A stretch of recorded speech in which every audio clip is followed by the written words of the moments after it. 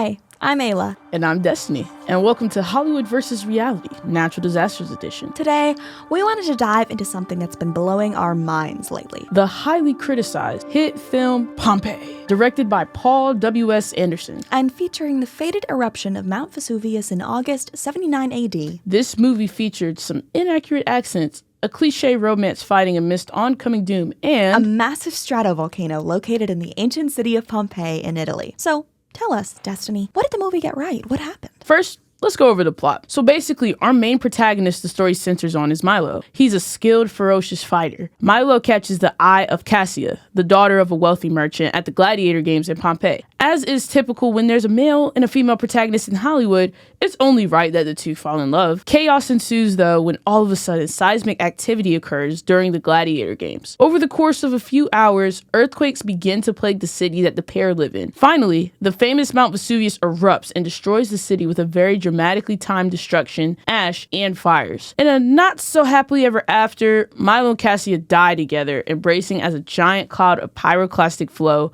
overtakes them both. At the end of the day, though, a movie is just a movie. I'm sure you're wondering, were any of these events realistic? To answer that question, let's dive into some of the things that the directors of Pompeii got correct. The first element of accuracy that we should discuss is the type of volcano depicted. In the film, Mount Vesuvius resembles a stratovolcano, and according to the Global Volcanism Program, this was shown accurately. Mount Vesuvius is a stratovolcano, sitting on a subduction zone of continental crust in Italy. According to an interview with Live Science, the filmmakers actually used LiDAR, a laser remote sensing technique, to recreate the city's topography on the set, which contributed to this accuracy. The aerial shots of Pompeii in the movie were real helicopter shots with computer graphics projected over them. The buildings, streets, and items in the market were also based on real ones preserved in ash, while the characters' costumes were based on paintings and mosaics of real people. Next up on our list of accurate elements is the film's sequence of natural events. According to NASA volcanologist Rosalie Lopez, it wasn't like Vesuvius went bang and then they all died. According to several scientific sources, including the Journal of Volcanology and Geothermal Research, the eruption was preceded by earthquakes for around 2 days beforehand. Though the film didn't specify exactly how long these preceding earthquakes lasted for, and they may have been a tad short in the film, their appearance being emphasized was more accurate than most disaster movies tend to be. And after these earthquakes, Vesuvius' eruption was characterized by 2 styles of activity in 79 AD, according to the Getty Center. First was an explosive Plinian phase, named after Pliny, who witnessed Vesuvius' destruction firsthand, during which widespread fallout battered the city, followed by a second phase of pyroclastic flows. About 4 kilometers cubed of material was discharged in the surrounding town of Pompeii and others, according to the Journal of Volcanology and Geothermal Research. Lopez herself stated that the film accurately captured the earthquakes that preceded the eruption, the explosions,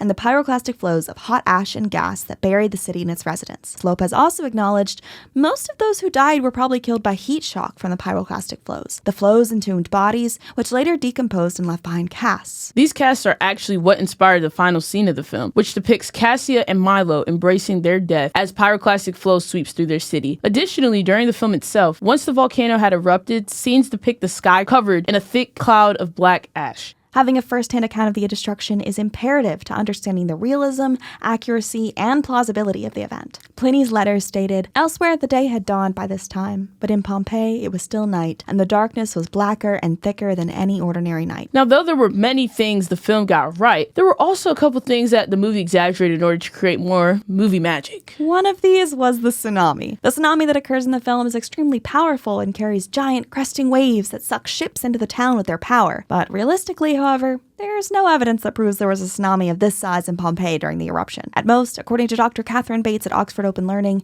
the earthquakes that preceded the eruption may have caused a mild tsunami or severe tidal wave in the Bay of Naples. Additionally, in the film, there were lava bombs destroying the city as the volcano erupted. But realistically, the specific eruption style that Vesuvius was capable of at the time couldn't have produced lava bombs. The pyroclastic flow was the main and most well-recorded effect of the eruption that caused destruction to the city. According to NBC News, Anderson himself addressed our concerns with the limited accuracy of the film. Obviously, he said, it's a movie, not a documentary. But the story of Pompeii is so remarkable, you don't need to embellish it. And though he did embellish it a little with some fantastical romance, the film was realistic, plausible, and relatively accurate. Mount Vesuvius really did erupt, and a team of experts ensured that it was portrayed accurately. Now, you can watch the film and consider yourself a few steps closer to being a volcano expert. Thanks for listening. I'm Ayla. And I'm Destiny. Thanks again for listening to Hollywood vs. Reality, Natural Disasters Edition.